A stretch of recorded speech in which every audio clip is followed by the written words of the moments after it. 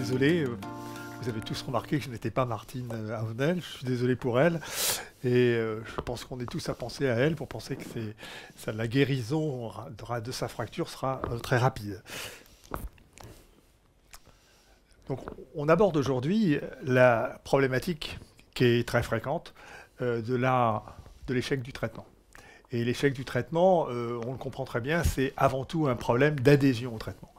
Un traitement qui est appliqué, s'il répond bien aux recommandations et aux bonnes règles, en général, il est efficace. À partir du moment où il n'est pas mal ou peu appliqué, bien sûr, il ne l'est plus du tout. Alors, quels sont les responsables? On voit ici les personnes qui sont en cause, les personnes au sens large, c'est-à-dire les acteurs de ce drame. Vous avez bien sûr la maladie, vous avez quelquefois le médecin qui ne donne pas le traitement assez efficace, mais vous avez aussi le groupe très important, notamment pour tout ce qui est soins locaux, c'est le patient et sa famille. En effet, en dermatologie, la particularité, c'est que finalement, c'est le patient qui est son propre médecin, c'est le patient qui est son propre thérapeute. Si vous faites une excellente prescription, vous donnez les bons médicaments, si finalement, dans la salle de bain, la personne s'affole au fait de se dire « je ne vais pas pouvoir mettre ce dermocorticoïde sur la peau de mon enfant », eh bien, vous voyez qu'on va vers l'échec assuré. Bien, donc c'est ce qu'on va essayer d'aborder ensemble, essayer de comprendre un petit peu quels sont les mécanismes. Alors, on va commencer toujours par une question de jeu. Et là, je vais vous poser une question globale, je dirais un petit peu de culture générale. C'est, selon vous, quel est le pourcentage de patients qui vont respecter la prescription des dermocorticoïdes? Autrement dit, quel est le pourcentage de patients qui vont appliquer la dose qui est réellement prescrite? Et vous avez 5 possibilités. 1, 12%, 2, 32%, 3, 52%, 4, 72%, 5, 92%. Les résultats. Eh bien, on voit que là, vous êtes très attentifs quand même, parce que finalement, on ne s'attendait pas à ces résultats-là, mais les réponses correspondront globalement à la réalité. En effet, on va le voir tout à l'heure dans des résultats d'une publication, de plusieurs publications. Là, vous avez dit, 60% d'entre vous dites qu'il y a 32% des gens qui appliquent la quantité prescrite.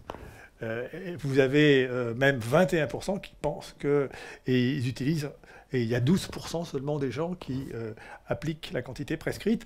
Et en fait, on voit que les optimistes sont quand même, heureusement, beaucoup moins nombreux, 5, 1, 10%. Finalement, vous avez tous compris que d'adhérer à un traitement local, c'est pas du tout évident. Bon, donc ça, à partir de ce constat, on va essayer d'avancer. Alors, première chose... Pardon. Excusez-moi. Les résultats qu'on vous a donnés, c'est une compilation d'un certain nombre d'études. Là, je vais inciter juste sur une qui est parue aux États-Unis, qui a utilisé une méthodologie un peu particulière. C'est celle de calculer le nombre de fois où les patients vont retirer le bouchon de leur crème, de leur tube de crème, grâce à un détecteur électronique d'ouverture. Et de cette façon-là, les gens ont pu mesurer que c'est en effet seulement 32% des patients qui utilisaient la quantité de produits auxquels... Alors, il y a des critiques, bien sûr. D'abord, c'est un échantillon qui n'est pas énorme. Et ensuite, surtout, ce n'est pas la quantité de produits qui a été mesurée, c'est le nombre de fois où les personnes ont ouvert le tube, ce qui n'est pas la même chose. Alors, ce qui est intéressant quand même de remarquer, c'est que finalement, il y a une augmentation observée de la fréquence d'ouverture des tubes à l'approche de la consultation, et vous avez aussi la même chose qui se passe à la suite de la consultation. On appelle ça l'effet blouse blanche. Voilà. Donc, on va maintenant ensemble aborder... Et oui. Je laisse la parole. Voilà, donc, les facteurs qui vont influencer l'observance. Hein. Donc, nous allons nous centrer d'abord sur les patients, ensuite sur la famille et ensuite sur les traitements. Hein, 3 parties. Alors, nous l'avons représenté sous une forme de balance, c'est-à-dire ce qui va dans le sens des difficultés d'observance et ce qui permet qu'il y ait une meilleure observance. Donc, pour les patients, là, il s'agit des patients adultes, eh bien, on observe qu'il y a souvent, dans les sens de difficulté, les dénis. Les dénis, ça correspond un peu à... J'ai fait comme si je n'étais malade. Hein. C'est-à-dire que je ne me reconnais pas, d'ailleurs, il y a des patients qui le disent, hein, je ne me reconnais pas en tant que malade. Et donc, voilà, ils ne trouvent pas l'essence parfois à mettre les traitements. On voit aussi les croyances, ces croyances, chacun de nous on en a, hein, et qui sont très en lien avec notre appartenance culturelle, hein, mais qui ont aussi une influence, parfois négative.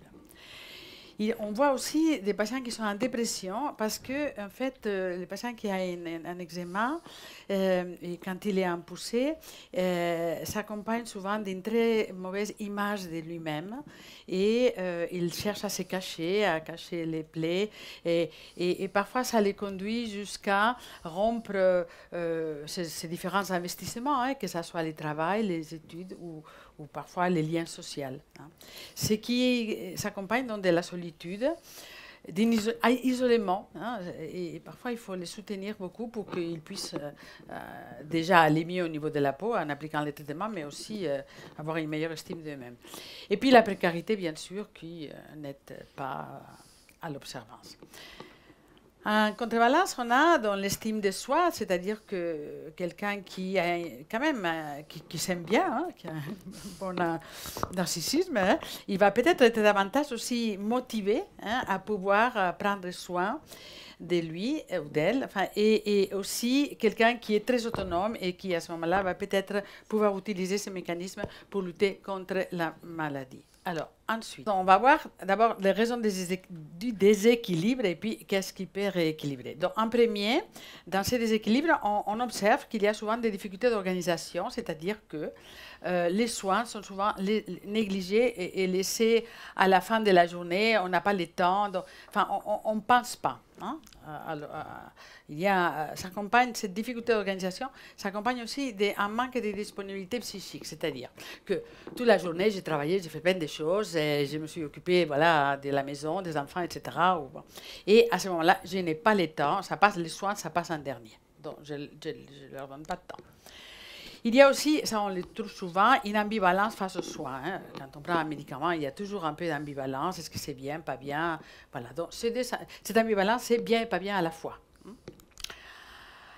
Il y a aussi un sommeil qui est souvent très perturbé, hein, et donc qui n'est pas réparateur. Donc, ça fait que, voilà, quand on ne dort pas bien, eh bien, on est fatigué. Et ça entraîne aussi une lassitude, une irritabilité. Ça, c'est très propre aux personnes qui ont de l'eczéma. Tout ça, cet ensemble, favorise un certain laisser-aller dont je sais que je dois me soigner, mais finalement, je ne le fais pas. Alors, comment rééquilibrer? Eh bien, d'abord, prendre conscience, hein, de ces fonctionnements, ça c'est très important, et se dire, eh ben, il faut que j'inclue dans mon planning de la journée un temps pour les soins. Il faut les prévoir. Hein. Pourquoi il faut les prévoir? Parce que c'est une priorité maintenant, parce que j'ai une poussée, parce que j'ai mal, et que ça c'est une chose que je dois vraiment bloquer un temps. C'est une priorité maintenant. On fonctionne tous par des priorités. Hein. Voilà. Donc ça, à ce moment-là, il faut se rendre prioritaire. Être convaincu, qu'est-ce qui permet on les met en priorité, c'est d'être convaincu que le traitement, quand il est bien fait, eh bien, il peut être efficace. Et si mon traitement est efficace, eh bien, je vais pouvoir être beaucoup plus performant parce que je vais dormir mieux, les choses vont aller mieux, et donc je vais pouvoir aussi m'occuper des autres, hein, parce que quand on n'est pas bien s'occuper des autres, c'est difficile. Ensuite, accepter, ça c'est important, accepter que le traitement est contraignant et qu'on peut ne pas avoir envie de le faire. Quand moi je me dis, je n'ai pas envie, c'est pas pour autant que je ne veux pas le faire, mais je considère qu'en effet, je n'ai pas envie de faire les choses, et je le fais pourtant. Et il est important d'être tolérant envers soi-même, c'est-à-dire que si un jour je ne l'ai pas fait, ce n'est pas la peine de m'en vouloir, je me dis, eh bien, demain, je m'organise mieux. Et bien sûr, réintroduire l'essence du mot soin, c'est-à-dire que c'est important quand même de pouvoir prendre soin de soi et se faire du bien. Allez, passons maintenant à la famille. Alors, facteurs qui influent aussi l'entourage familial, donc bien sûr les croyances, on en a parlé, la précarité et les coûts, hein, ça c'est important.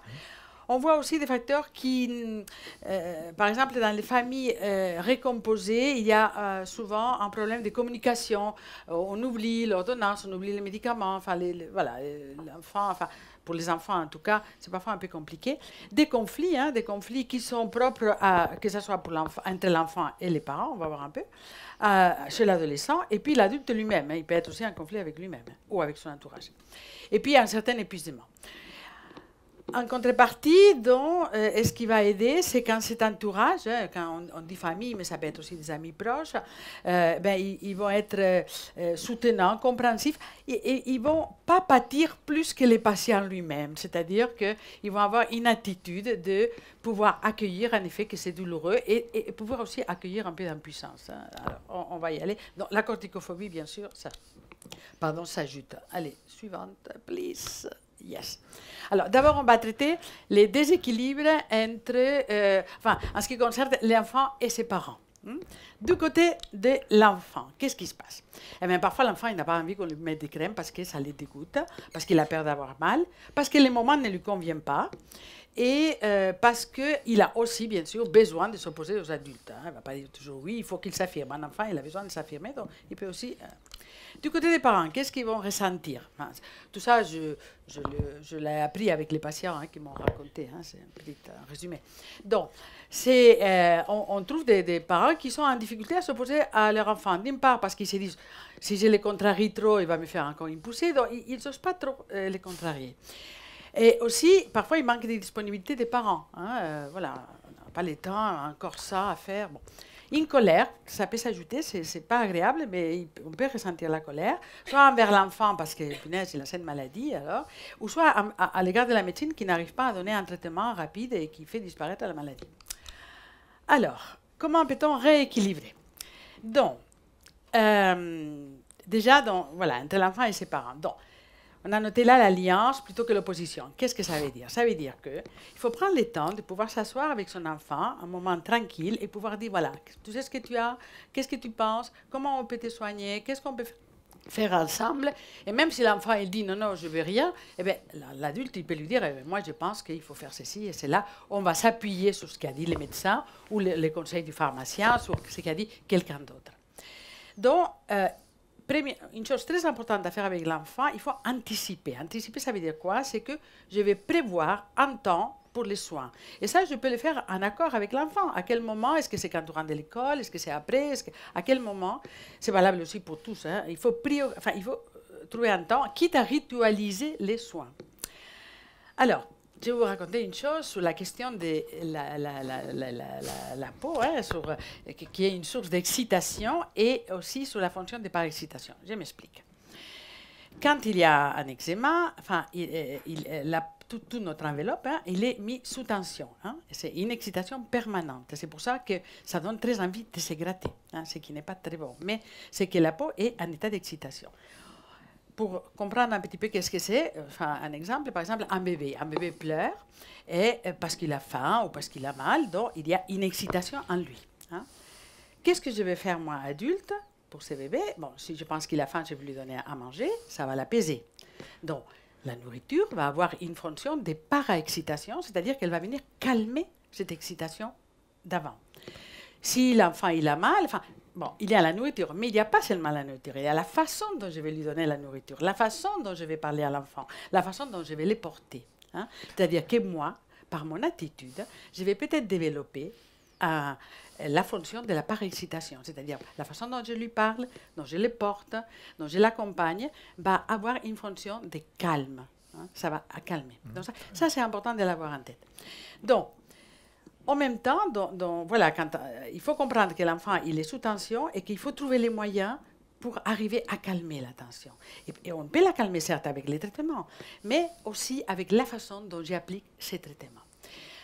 Et puis, une autre chose importante pour l'enfant, l'adulte aussi, c'est que les enfants qui ont l'eczéma, ils développent très peu la sensorialité. On n'ose pas les toucher. Les toucher, c'est quelque chose de difficile. Donc, il faut arriver à trouver, pour appliquer les soins, à trouver des jeux, à trouver quelque chose qui permet à la fois à l'enfant d'accepter les soins, de développer la sensorialité et de garder une bonne relation avec ses parents.